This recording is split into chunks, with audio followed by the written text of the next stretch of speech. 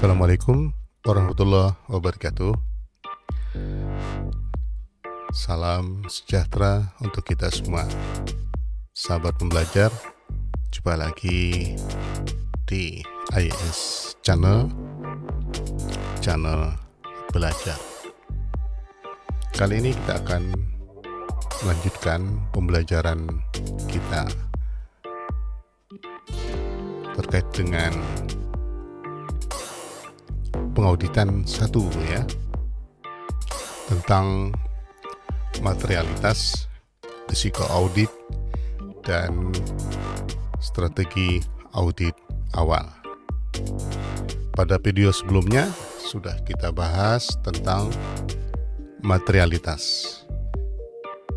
Kita sudah memahami apa itu materialitas, kemudian mengapa dia harus dipertimbangkan dalam perencanaan audit, bahkan dalam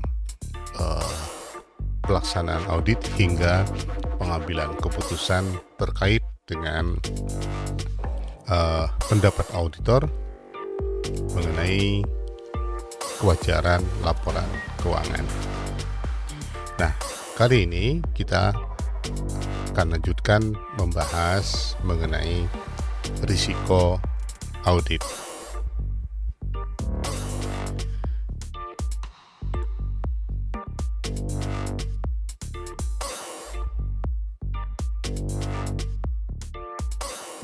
Risiko audit ya.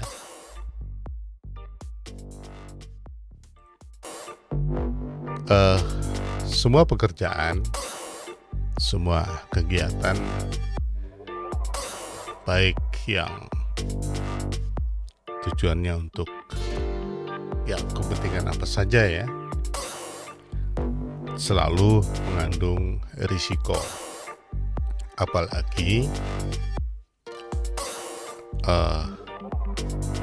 pekerjaan auditor yang tujuannya adalah untuk melayani publik, kepentingan umum, para pemakai laporan keuangan. Risiko tentu ada. Nah, auditor harus mempertimbangkan risiko audit ini sejak di tahap awal dalam merencanakan auditnya. Menurut standar audit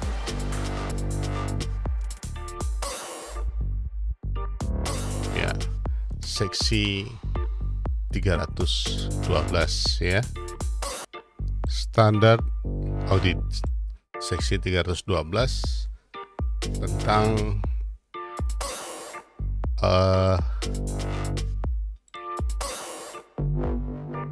risiko audit ya.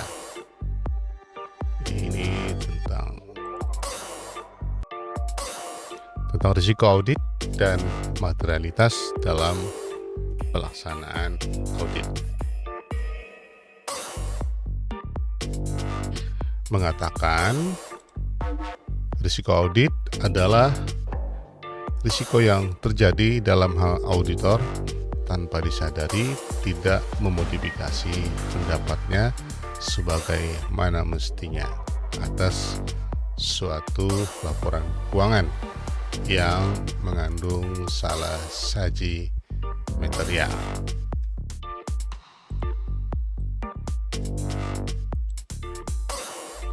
Ya, ini risiko audit adalah risiko yang terjadi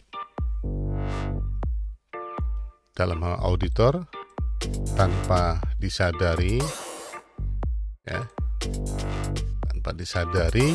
tidak memodifikasi pendapatnya sebagaimana mestinya atas suatu laporan keuangan yang mengandung salah saji material. Jadi risiko audit itu timbul dari sesuatu atau peristiwa yang di luar kesadaran auditor setelah menyampaikan pendapatnya terkait dengan kewajaran laporan keuangan, ternyata kemudian diketahui atau terbukti bahwa di dalam laporan keuangan ada salah saji material dan auditor belum memodifikasinya, ya karena auditnya sudah selesai. Nah, artinya risiko itu muncul di belakangan. Nah, maksudnya di sini agar itu tidak terjadi, maka auditor harus mengantisipasinya sejak awal. Nah, muncul pertanyaan, bagaimana terbentuknya risiko audit itu? Nah, kita lihat komponen dari risiko audit. Kalau diformulasikan menjadi seperti ini. Audit risk sama dengan inherent risk dikali control risk dikali detection risk. Nah, seperti ini modelnya. Komponen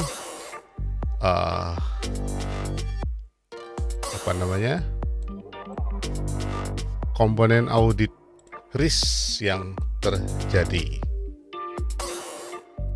Nah, AR adalah audit risk, IR adalah inherent risk.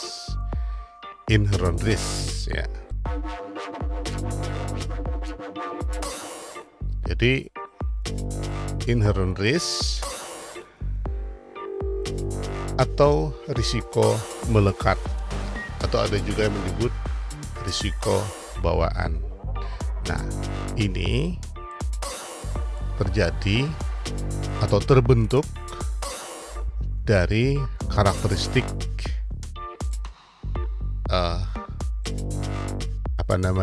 akun, atau katakanlah dia aset, maka aset ya, karakteristik asetnya yang memang mengandung risiko bawaan. Risiko bawaan ini dari sisi karakteristiknya dia mudah dipindahkan, mudah hilang, dicuri, rusak, tercuri, dan sebagainya dari sisi fisiknya. Nah, kira-kira apa contohnya? Ya, aset pada umumnya ya. Dan semakin kecil, semakin liquid aset, semakin tinggi inherent risk-nya. Ya. Nah, sudah bisa diduga yang paling liquid dan paling mudah dipindahkan itu adalah uang tunai. Ya, uang tunai itu contohnya. Inherent risk-nya sangat tinggi. Kenapa? Ya, karena dari bendanya, bentuknya saja semua orang tertarik ya.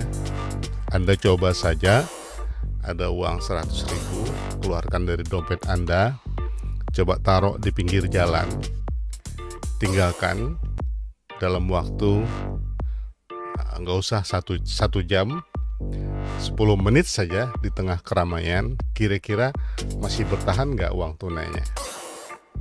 Saya yakin akan lenyap seketika karena mudah diambil. Ya, itu hanya salah satu contoh. Tentu saja aset lain juga banyak yang mengandung risiko bawaan yang tinggi. Contoh persediaan barang dagangan. Ya, seperti itu. Nah, ia bisa dilogikakan bahwa semakin tinggi jumlahnya, semakin material jumlahnya, tentu semakin tinggi juga risiko bawaannya, seperti itu. Nah, kemudian control risk. Control risk itu berasal dari apa? Namanya juga kontrol atau pengendalian. Ini berasal dari ya efektivitas, jadi dipengaruhi oleh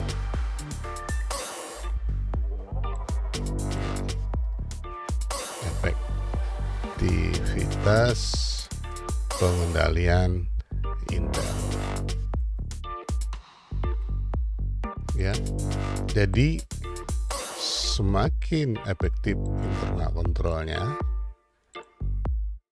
tentu risiko kontrolnya juga semakin rendah. Sebaliknya, semakin lemah internal kontrol, maka kontrol risknya juga tinggi. Nah, dua hal ini saja sudah akan membentuk risiko yang cukup tinggi bagi auditor dalam melakukan audit terhadap laporan keuangan. Kemudian DR. DR adalah detection risk. Nah, kalau uang tunai yang ini tadi berasal dari internal perusahaan, ini juga efektivitas dari berasal dari perusahaan. Sementara detection risk ini adalah efektivitas dari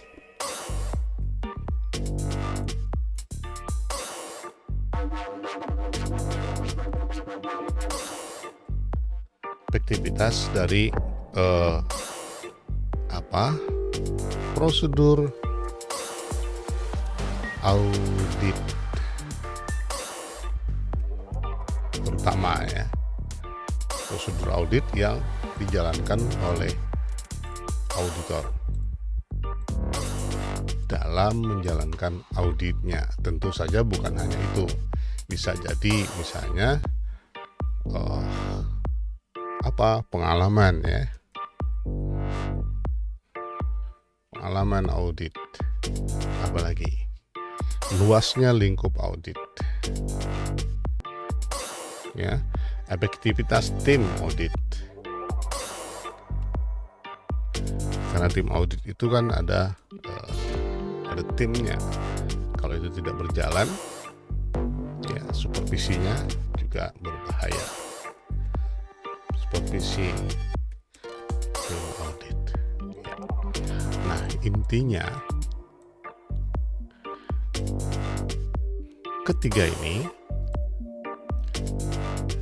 yang ketiga ini maksudnya efektivitas dari prosedur audit ini merupakan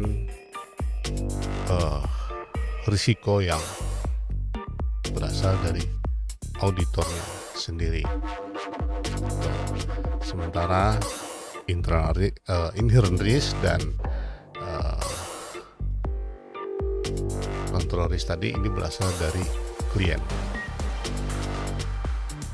Ya. Nah, kembali ke sini, karena ternyata yang banyak berpengaruh terhadap ini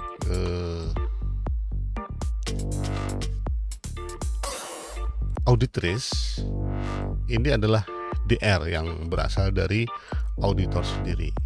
Nah, SAS membaginya ke dalam dua kelompok ya. Dalam dua kelompok. Yang pertama disebutnya ini sebagai AP ya. Kemudian yang kedua adalah sebagai TD. Nah, itu AP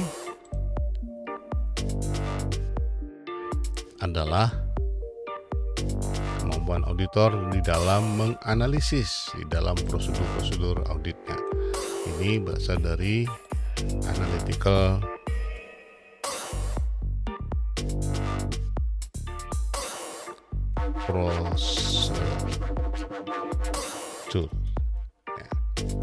prosedur analitis yang dilakukan auditor. Ya. Kemudian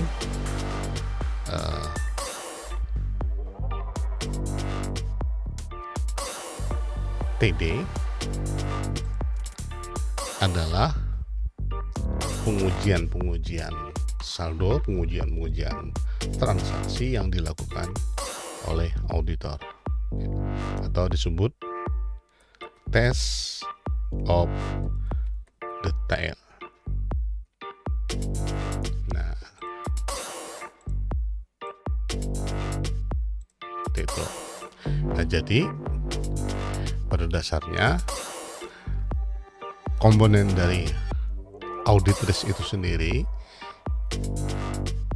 ya bisa dikembangkan dalam bentuk model, yaitu tadi AR sama dengan IR dikali CR dikali CR dikali AP dikali TT. Ini yang didefinisikan oleh standar auditing SAS ya. Oke, ini. Jadi pada dasarnya audit risk adalah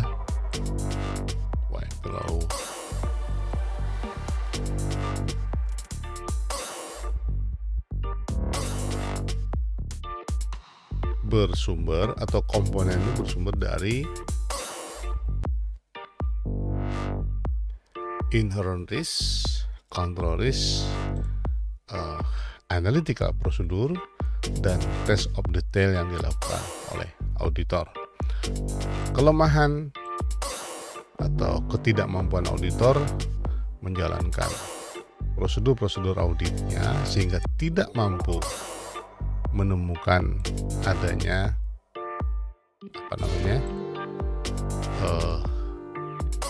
salah saji yang jumlahnya material.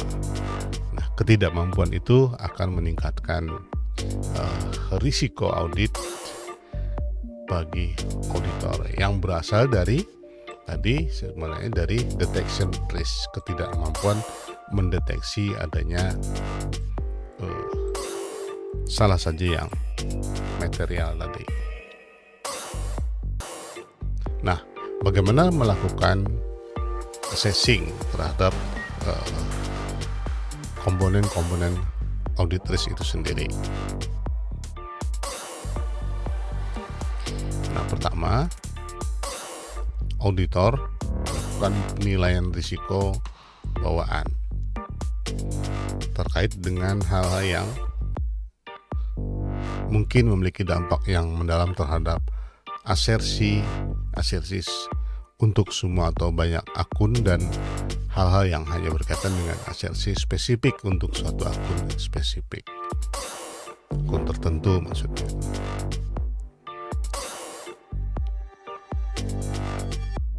Kemudian control risk.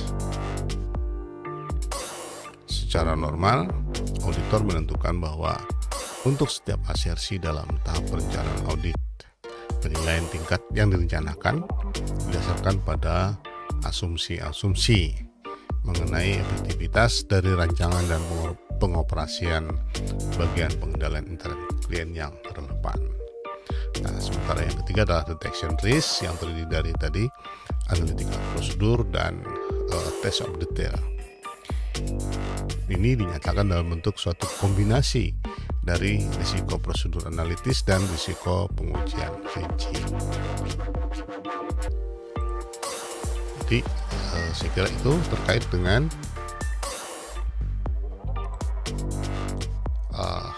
audit risk ya. Kita akan lanjutkan nanti pada sesi berikutnya terkait dengan bagaimana auditor menjalankan strategi awal dalam perencanaannya. Semangat belajar, dan kita akan diskusikan ini nanti di classroom atau di virtual class ya. Siapkan pertanyaan, siapkan juga jawabannya. Silahkan pelajari dukungan materi yang sudah saya upload, sudah saya bagikan untuk bahan diskusi kita. Sampai jumpa di sesi berikutnya. Keep learning, doing, and praying. Wassalamualaikum warahmatullahi wabarakatuh.